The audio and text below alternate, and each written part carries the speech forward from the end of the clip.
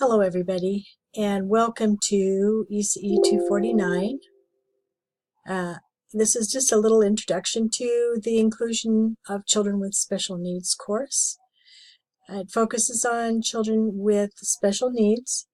That would include children with disabilities and also children who have emotional difficulties, as well as other issues that could be problematic for children, but not necessarily part of the disability. I have been working with children with special needs for quite a while. My expertise is in the area of early childhood special education and child development, so I've had a bit of experience with that. We're going to focus a little bit on right now what inclusion is. Inclusion is children with special needs attend school with typically developing peers right alongside other children who are their age mates.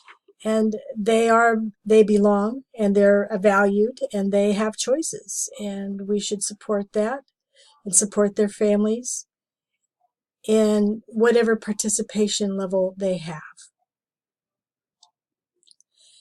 So what inclusion is not is that children with special needs attend school in a self-contained classroom, isolated from other peers. That's not what inclusion is. That would limit their access to school participation and to participation with their typical peers. And in a non-inclusionary classroom, children aren't necessarily supported and accepted in their participation, although that's not always the case. There are times when children might need a little bit more attention in a one-on-one situation, but it should not be the norm. So the first thing you want to do when you get into the course, of course, is to take a look at the syllabus and be familiarized with the schedule of assignments, when things are due, and what the expectations are for this course. Our first thing typically is that we're going to have a bunch of announcements, not necessarily every week, but I will add announcements as needed. So you want to make sure that you go into the coursework often to take a look at announcements as they arise. It's really important to stay in touch with what's going on in the course, because sometimes I might change an assignment somewhat or add information. So please be sure you check announcements frequently.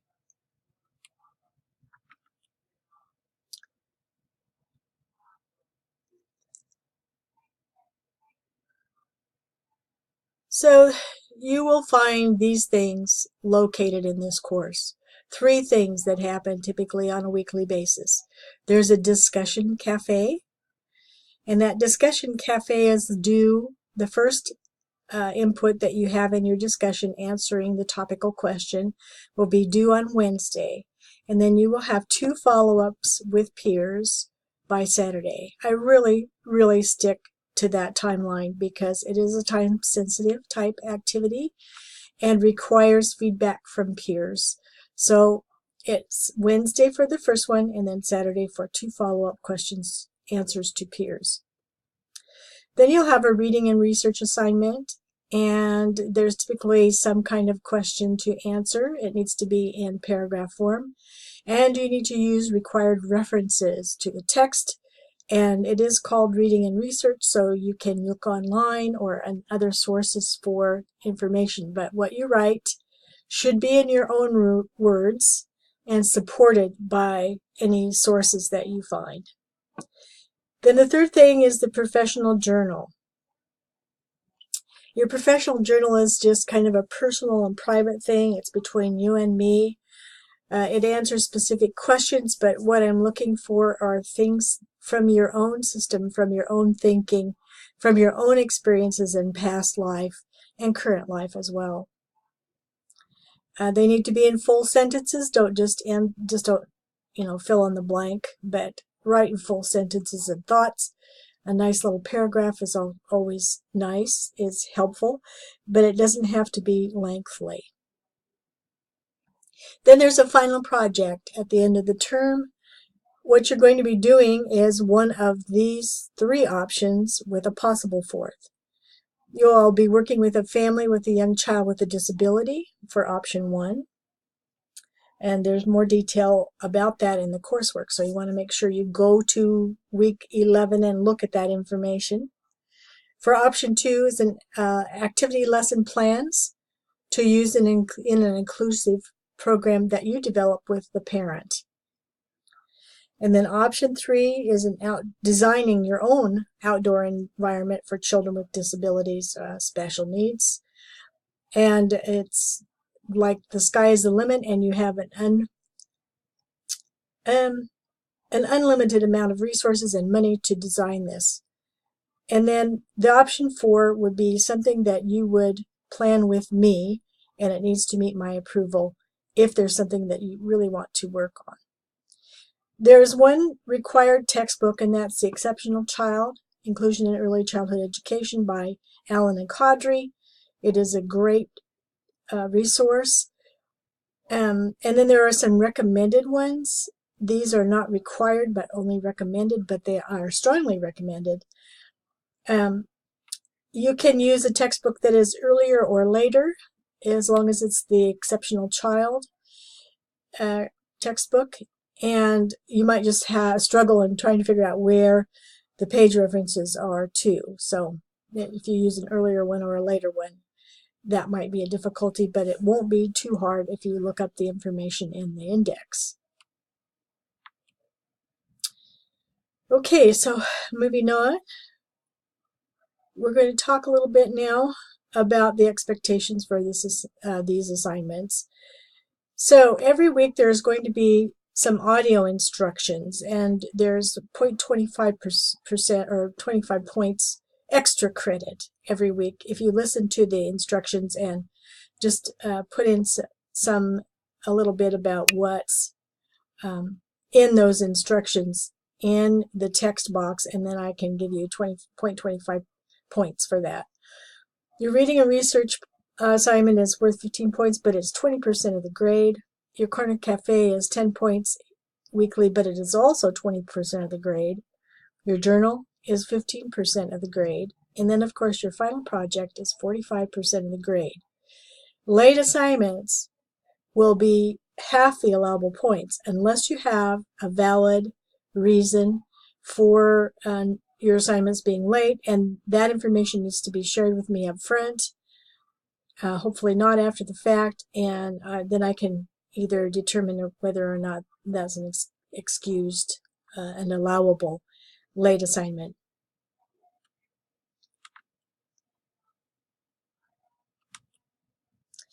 Okay, this is a little slow, sorry. All right, so more expectations. You need to have daily access to your computer or a tablet with internet connection, and you need to check your email frequently. I suggest every 1 to 3 days. And then you should not be expected to do all of your work on the computer. It might be some stuff that you do outside of the coursework or during the coursework outside of the computer. And you must have the technical requirements to be able to function in an online course. I need you to really focus on your writing quality and thinking skills. If I think that you're doing something really fast and leaving things out, then your grade will reflect that.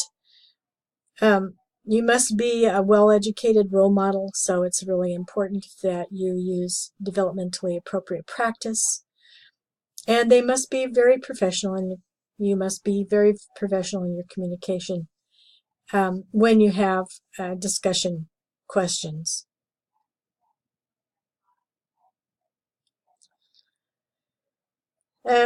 Please make sure that you read all of the rights and responsibilities and conduct standards for you at BMCC.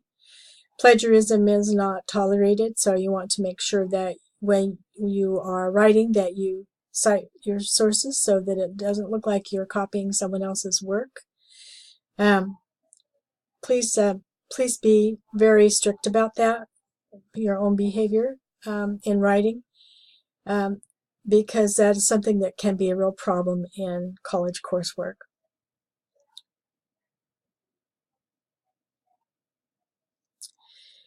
So people first language is a very important part of this course. I want you to focus on the child and not the disability or the special need. Focus on the ability and use respectful and inclusive language. And here's a little video that you can watch that will help you with that, the idea of respectful language. When talking about children with disabilities, for instance, you will say a child is a child with a disability, not a disabled child, for instance. So you're putting the child first and then the language about the disability second.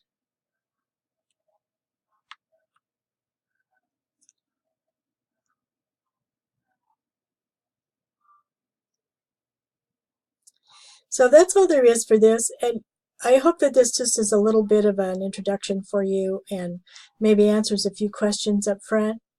And I really will be looking forward to seeing you online, and very interested always in your projects and how I can support your work there. Thank you.